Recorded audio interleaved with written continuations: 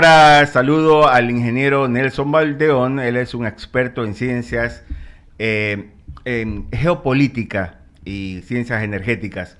¿Qué tal? ¿Cómo está? Es un gusto siempre, Nelson, dialogar con usted.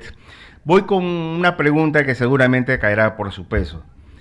El hecho de que los racionamientos se aproximen y que en algunos casos señalan están a la vuelta de la esquina es irreversible.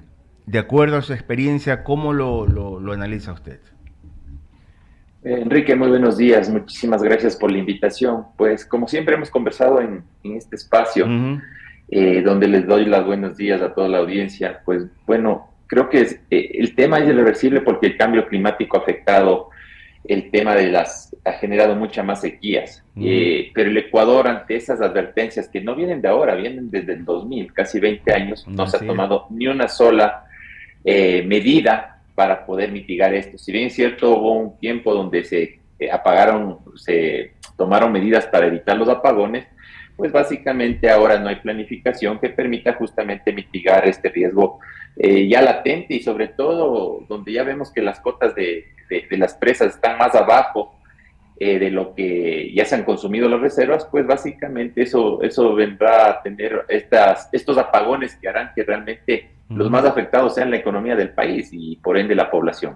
Definitivamente. Nelson, le hice esta pregunta y apelé a su criterio en la respuesta. Le voy a plantear otros escenarios que lo expuse de forma temprana acá, en este espacio.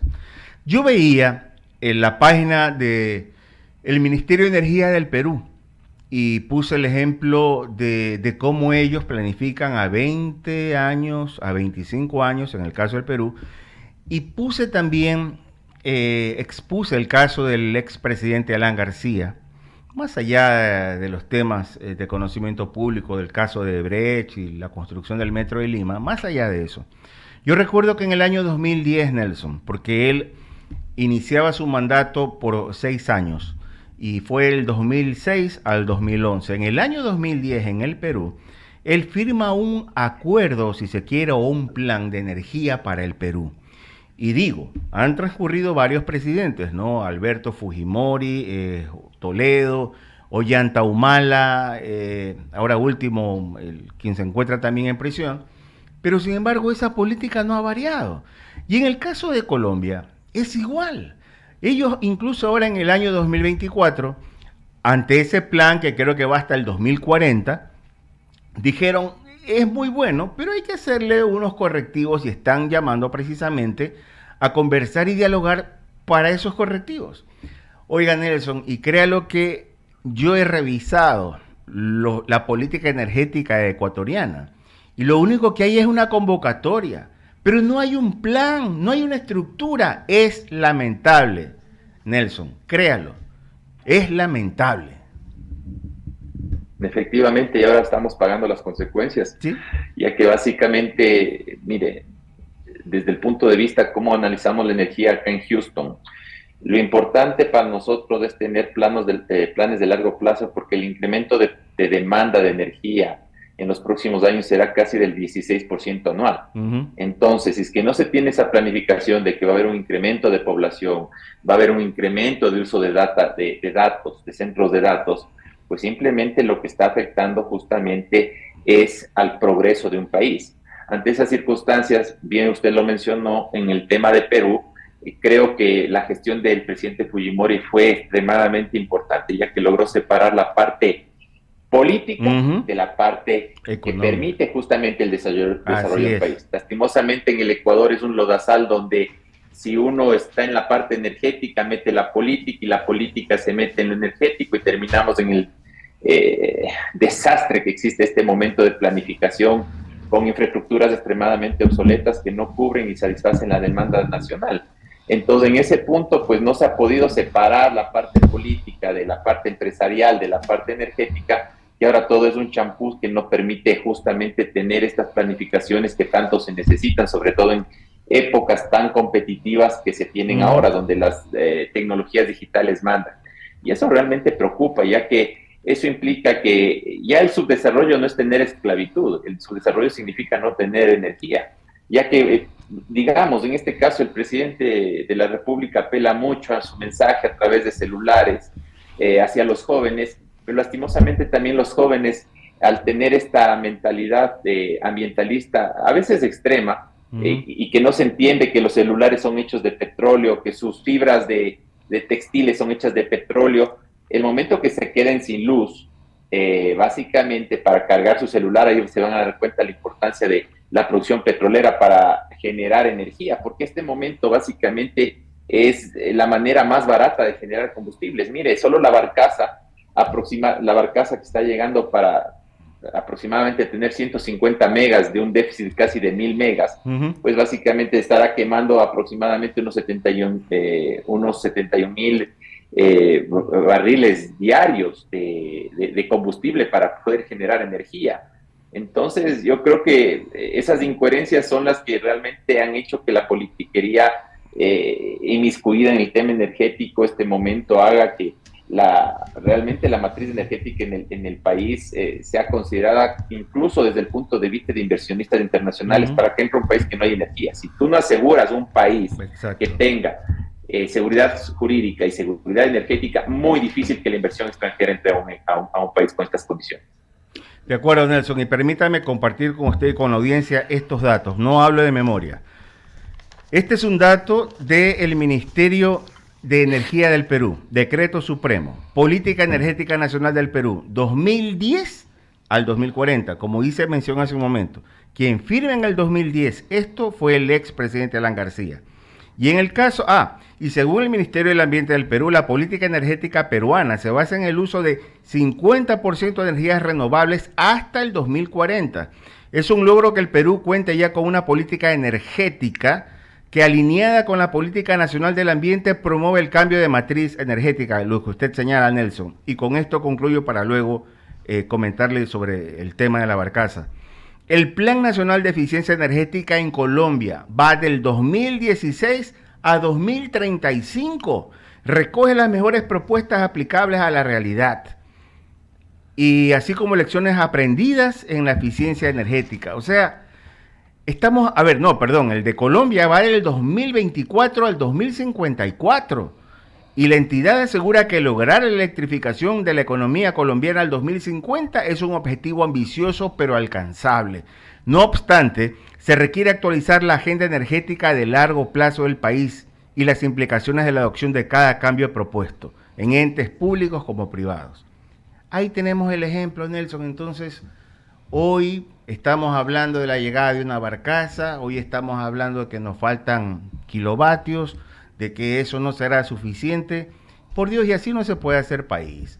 Ahora mismo, el fin de semana vi en algunos negocios que ya están abasteciéndose de esos generadores de energía. Y yo digo, ¿qué es lo que pasa en el Ecuador? Usted está en Houston, está en Texas, está en Estados Unidos. ¿Qué es lo que se promueve allá en materia energética, o qué es lo último que existe, Nelson, en materia energética? Enrique, sí es lamentable ver a nuestro país, querido país, hermoso país, en estas circunstancias por gente irresponsable, por gente que solo va a los puestos por políticos, porque es un trabajo, no es realmente una función de servir con los mejores eh, conocimientos, pues nos está llevando a una situación bastante catastrófica. Mire, el hecho solo de Colombia y Perú, y algo que le agrego, yo tuve la oportunidad de estar ayer en una conferencia de inversionistas que hacía Perú, un Ujú. roadshow para atracción de inversionistas, donde el ministro mucho de Perú justamente hablaba de la importancia de la energía para el desarrollo del Perú. Y eso yo creo que de alguna manera, viendo cómo ellos se dieron cuenta que el Estado es sumamente ineficiente para administrar sus empresas públicas. Él está delegando toda la inversión privada, buscando la manera de atraer inversión para aquellos a través de los grandes capitales. Segundo, con empresas que coticen en la bolsa, porque usted sabe que Ujú. en la bolsa de Nueva York, el momento que hay un acto de corrupción, no están presos en nuestros países, están presos en Estados Unidos. Y ese es el mayor miedo que tienen la corruptela que está destrozando los sistemas energéticos de nuestro país, por lo menos. Entonces, esto ya no es nuevo.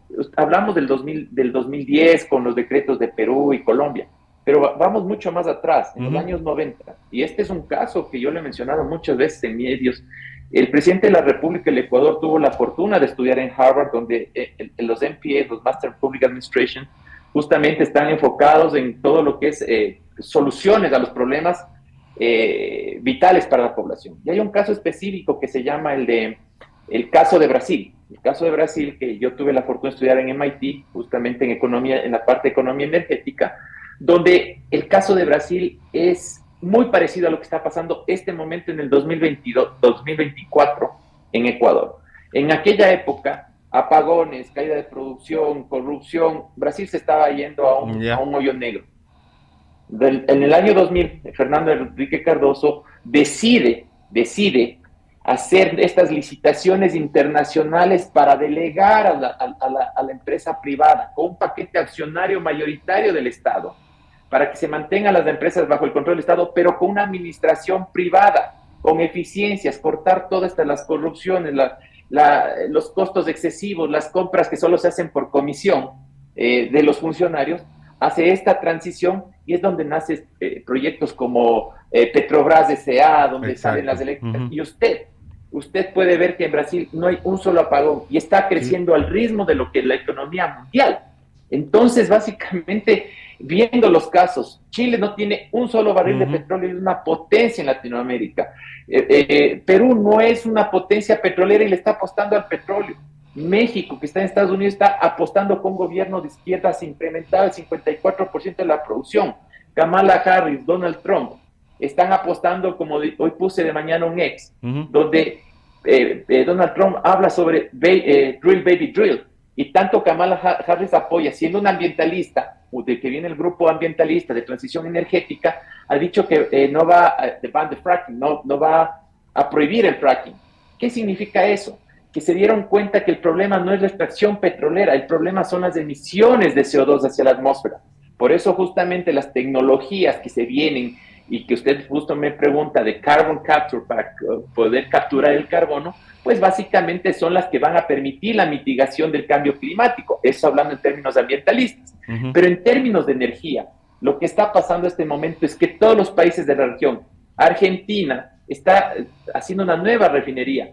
México la hizo con dos bocas. ¿Por qué? Porque el secreto este momento a nivel mundial es tener el combustible más barato para mantener un parque automotriz moviéndose y sobre todo tener la energía suficiente para abastecer todas las necesidades del país.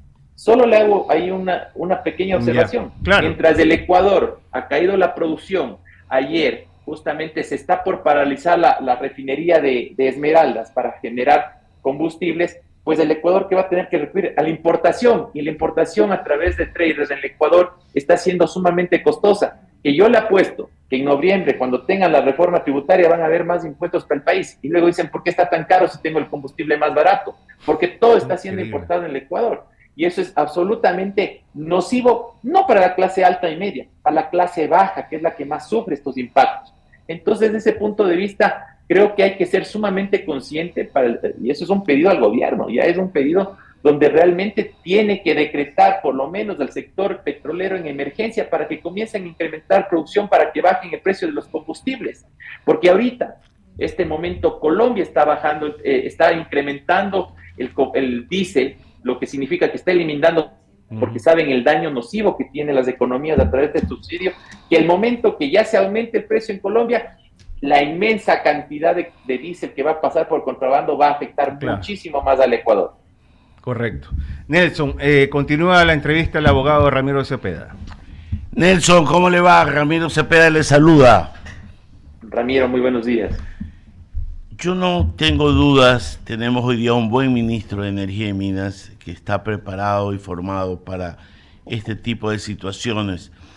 Pero como usted bien ha descrito el panorama, este es un tema que viene de vieja data, casi estructural, que las mafias constituidas no han pasado en el país sino en sus propios negocios.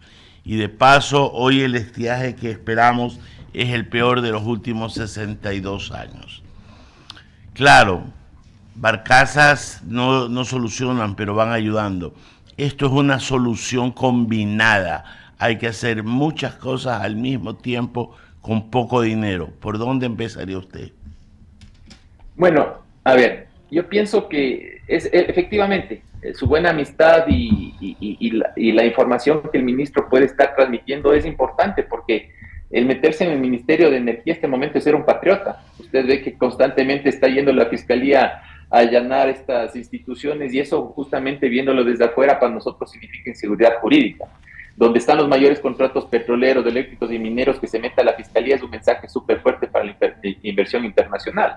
Entonces yo creo que desde ese punto de vista, teniendo ahorita una persona que está enfocada en tratar de mantener la electricidad ante un periodo electoral, porque el problema en este momento es que si hay un periodo de reelección se puede mantener una estabilidad, y sobre todo si se está haciendo la planificación o el upgrade al plan energético nacional, pues puede ser una buena noticia. Pero lastimosamente también podremos tener un cambio de gobierno, y eso significa que lo que hizo el anterior gobierno borra y va de nuevo. Por eso, para mí, la solución, por ejemplo, en el tema petrolero, es inmediatamente. Petroecuador hace 4 meses ofreció revertir campos, hasta ahora no se ha dado una sola noticia de eso. Ha caído la producción, estaba en 405,000 barriles en el Ecuador, y ahora, Petroecuador hablando específicamente, y ahora está en 368,000 barriles. O sea, es brutal lo que ha pasado en el Ecuador. Desde el 2014 el decremento y la declinación es casi del 24%. Eso solo se ve en países en guerra como en África. Entonces, desde ese punto de vista, el incrementar la producción le permitiría primero al país tener más recursos para que inmediatamente se comiencen a dar los mantenimientos necesarios a las termoeléctricas. Entonces, desde ese punto de vista, la siguiente cosa urgente tiene que comenzarse a reformar esta ley No Más Apagones, que el mismo gobierno aprobó, donde se le permite un límite de 10 megawatts de producción a los privados, y eso creo que no es, o sea, no alcanza ni para un barrio los 10 megawatts. Entonces, creo que desde ese punto de vista es inmediato reformar para que la inversión privada esté realmente motivada, porque hay hambre de invertir en energía, porque es un commodity necesario de todos los días. Digamos que está dentro de una canasta básica de consumo de todos los días, la energía, para que justamente la inversión, la delegación privada permita incrementar, porque en este momento el Estado, no quiero decir la palabra quebrado, pero no tiene un solo centavo. Solo miren Petroecuador, no hay presupuesto necesario ni siquiera para el mantenimiento de facilidades. La OCP, a través de la extensión de contratos, les ha permitido justamente tener el presupuesto para reparar lo que se ha ido la tubería, e incluso eso le ha permitido al SOTE, todos los barriles que eran para el SOTE, pasar a través de OCP, porque no tienen ni dinero ni para las bombas, y básicamente también no tienen dinero ni siquiera para tener el mantenimiento, que ha habido incluso varios derrames en la zona de la Amazonía por esta falta de presupuesto. Entonces, porque el Estado no tiene el dinero.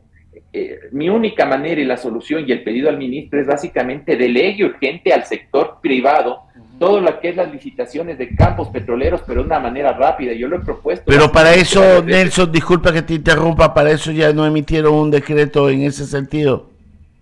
Sí, básicamente, por eso repito, se han metido decretos, pero siguen esperando los procesos burocráticos que hace que el mismo ministro tenga estos retrasos.